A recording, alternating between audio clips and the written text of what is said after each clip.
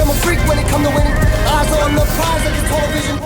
Welcome to the show, everybody. Joseph Robert, the Fantasy Football Counselor. Today we are talking about overvalued quarterbacks for Fantasy Football 2020. Do not invest very early in these particular quarterbacks because they may end up busting. So we're going to get into that show. Before we do, guys, it's available right now. We are full flow fantasy football season now. Don't hold back. The 16-round draft solution available at thefantasyfootballcounselor.com, guys. This is the first ever and only video training.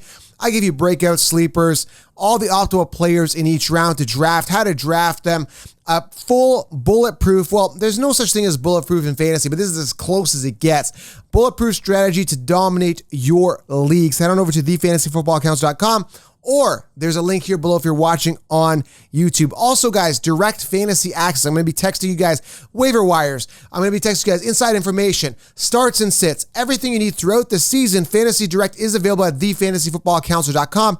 Under programs, just hit Fantasy Direct, and away you go. I will text you guys on a silver platter everything you need throughout the year because the draft is half the battle, but you need that direct analysis throughout the year delivered to you, right there on a platter. It's going to be amazing for you guys, okay?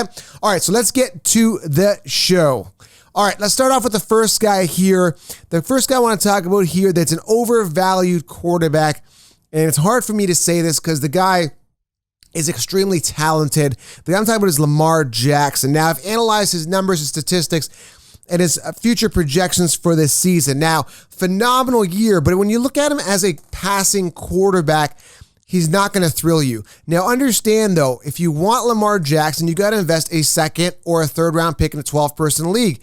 So it's a heavy investment, and it's a big pick because there you could be drafting a workhorse running back, and you can get yourself a quarterback after round 6, 7, 8 that'll do just as good as Lamar Jackson. I'll tell you why. Now, Lamar Jackson in passing, like I said, not that great of a passer, 401 passing attempts. That puts him 26th amongst quarterbacks last year. So he's 26th in passing attempts. So that's not good. In passing yards, 3,127. That puts him 22nd. So if you want him passing the ball, it's not where you're going to get your points. You're going to get it in the rushing and of course, the rushing touchdowns. He had, a major ceiling. He had 1,206 rushing yards. That is more than every other running back except for like 5 other running backs, like a Nick Chubb. I think it was like Derrick Henry and a couple other guys, CMC. Everyone else had less, even running backs had less rushing yards than him. So what a pinnacle year when you rush more than every running back in the league except for like 5, okay? That's phenomenal. That is a huge ceiling. Very unlikely he'll do that again. I'll tell you why. Well, first and foremost, it's very hard to duplicate those numbers again, back to back. And number 2, they brought in Dobbins. Now, Dobbins could be a workhorse running back himself. They've got Ingram there who rushed over about 202 attempts last year. So let's say 150 attempts on a conservative level go to, Ingram, and then another 120 go to Dobbins. What's left for Lamar? And even if Lamar does run the ball 176 times, which is what his attempts were last year, even if he does rush it that many times, that puts him really susceptible to injury, which concerns me. So there's a lot of reasons. It's kind of a lose-lose situation. If you draft him and he rushes a lot, he's risking injury, but it's going to put up potential high ceiling points. If you draft him and then he doesn't rush a lot, he's going to be losing fantasy points. Probably won't get injured, but again, not throwing much, and then Dobbins will take a lot of those rushing yards. That's why they brought in Dobbins this year as a running back. They had Ingram, but they brought another running back, maybe, as a future running back of the team, right? They want Lamar Jackson to probably be the franchise guy, but they need to preserve him. They can't have him rushing 176 times. So when I look at a guy like Lamar Jackson, I look at the situation, I'm like, you know what? Such a pinnacle year, 415 fantasy points. That's phenomenal. But a second round pick, not worth it for me.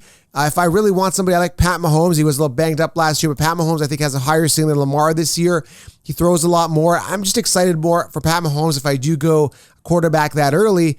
But again, I'm staying away. Now in a super flex league where you start 2 quarterbacks potentially, or even in a 2 quarterback league, Lamar Jackson will definitely be coming off in the first round.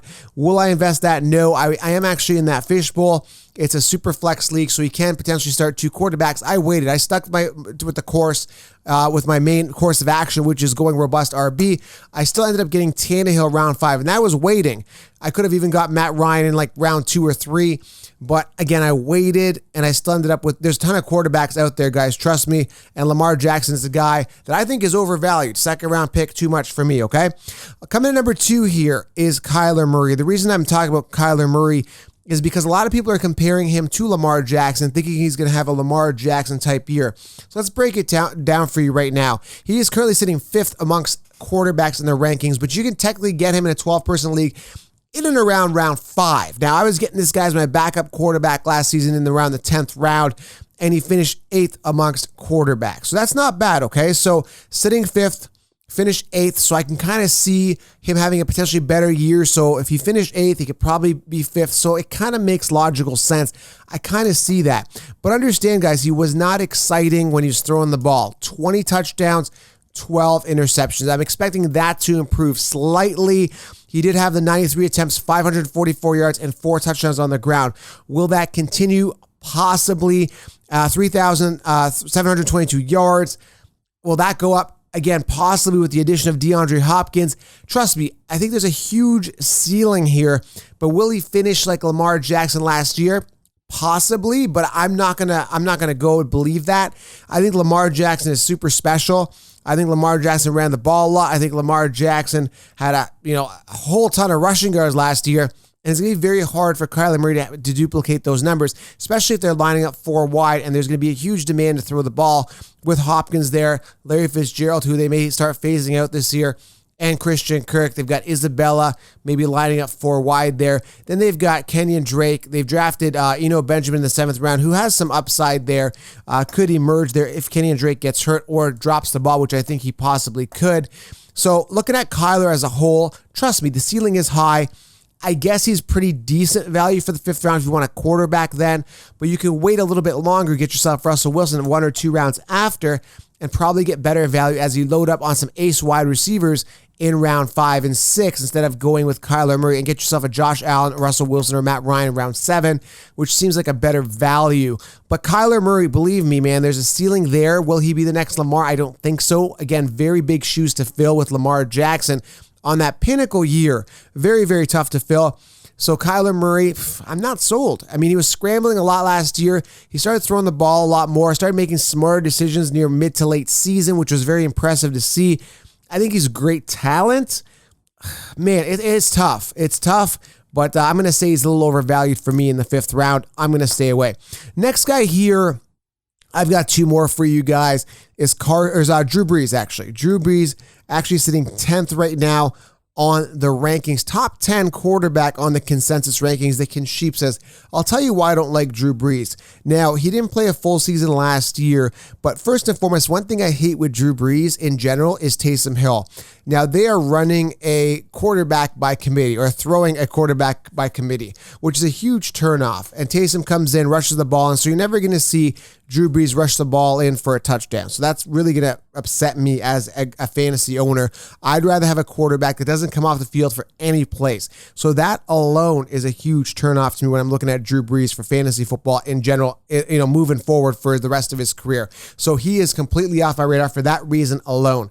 So sitting top 10, knowing that, is a turnoff to me. Another thing, and this is a huge thing for me, is that he's extremely volatile. What I mean by that is last year's not a good way to gauge it because he only played, 11 games in 2019? But when you look at him in 2018, yes, he finished 8th amongst quarterbacks, but I owned him that year. I owned him and Matt Ryan that year. And I had Pat Mahomes in a couple other leagues. But the fact of the matter is I was beyond annoyed with Drew Brees. I implore you guys to go back and look at week 4.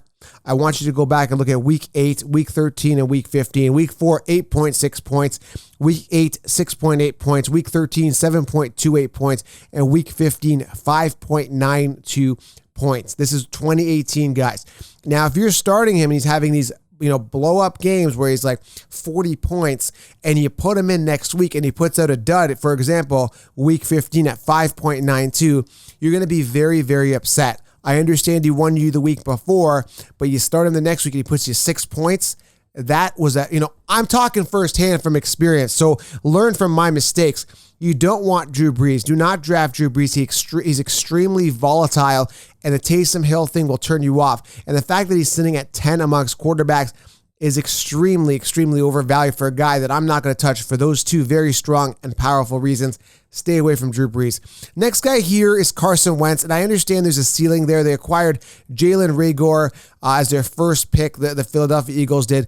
But there's a big turnoff for me, and that is they acquired Jalen Hurts in the second round. Okay, so they got Reagor in round 2, in the early round, and then they got in round 2 they went Jalen Hurts. So that's a big turnoff to me when you're looking at Carson Wentz. When you're looking at Carson Wentz for Fantasy Football 2020, I think he's completely overvalued, sitting at number 9. Especially the fact that the Eagles don't believe in him, and they got Jalen Hurts round 2 out of Oklahoma. Now, I understand he's there for a backup. I understand Foles is gone. I understand what they're trying to do here. But Carson Wentz is not a guy I trust. In 2017, he played 13 games, finished 5th amongst quarterback rankings. Finished 5th, but again, wasn't there for the fantasy playoffs. In 2018, finished 23rd in quarterback rankings amongst quarterbacks, but only played 11 games. So again, 2 seasons, both in 2017 and 2018, did not finish the season. That's a big turnoff to me. And then finished 10th amongst quarterbacks in 2019, played the full season, but fell apart there in the playoffs. And that would be your fantasy playoffs or in reality as well. Fell apart completely near the end of the season. So, man, this guy has not won a playoff game in reality, and he's being ranked number 9th amongst quarterbacks. A guy that could have a ceiling here. Again, they got Reagor. They've got maybe, I don't know if Deshaun Jackson is going to play this year, if he's going to get suspended, what's going on with all that drama and the politics, stuff like that. But, they've got their 2 tight end sets. They got Miles Sanders, who's pretty good. I think they're going to be a good offense, but suspect quarterback that just can't stay on the field. So to put him at number 9 based on him not finishing seasons is a big question mark to me, and I consider him completely overvalued moving forward. I don't trust this guy. He's like a Dalvin Cook of quarterbacks. I can't do it. So there you have it, guys. Lamar Jackson, Kyler Murray, Drew Brees, and Carson Wentz. Completely overvalued quarterbacks that you can stay away from, and I'm going to stay away from. Draft somebody a little more consistent, someone a little bit safer, someone a little more consistent. You're going to feel better about yourself. And not only, don't always look at how they're finishing at the end of the year. Look how they're finishing game to game. And if you have a guy putting 40 points one week and then 2 points the next week, not a guy you want to roster. And definitely stay away from that quarterback by committee, because that's just ridiculous, okay? Make sure you guys leave your fantasy questions below. Smash the thumbs up. And I will see you guys next video. Fantasy Football 2020 is upon us. Hang on to your seats. We're almost there. Get that 16-round draft solution right now. We'll talk to you guys. I'm out.